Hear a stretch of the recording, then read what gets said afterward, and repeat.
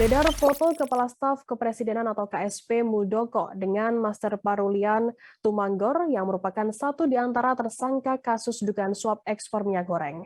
Dalam foto tersebut tampak Muldoko duduk di sebelah MP Tumanggor. Keduanya tampak sama-sama mengenakan kemeja putih. Foto tersebut kemudian viral dan menimbulkan berbagai spekulasi termasuk kecurigaan keterlibatan Muldoko dengan kasus itu. Menanggapi hal tersebut, Muldoko memberikan klarifikasinya pada Sabtu 23 April. Yang mengaku hanya sekedar kenal dengan MP Tumanggor. Pasalnya sejak saat itu hingga sekarang, ia tak pernah bertemu lagi dengan MP Tumanggor. Tanya Muldoko, MP Tumanggor juga berfoto bersama pejabat lainnya. Satu di antaranya yakni ada Menko Marves Luhut Binsar Panjaitan.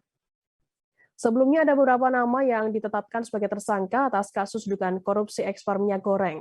Pertama adalah Direktur Jenderal Perdagangan Luar Negeri Kementerian Perdagangan Indra Sari Wisnuwardana. Jaksa Agung ST Burhanuddin menuturkan Wisnu diduga melakukan perbuatan melawan hukum, yakni menerbitkan persetujuan ekspor terkait komoditas CPO. Persetujuan itu diberikan kepada sejumlah perusahaan, yakni Permata Hijau Group, Wilmar Nabati Indonesia, PT Multimas Nabati Asahan, dan PT Musimas.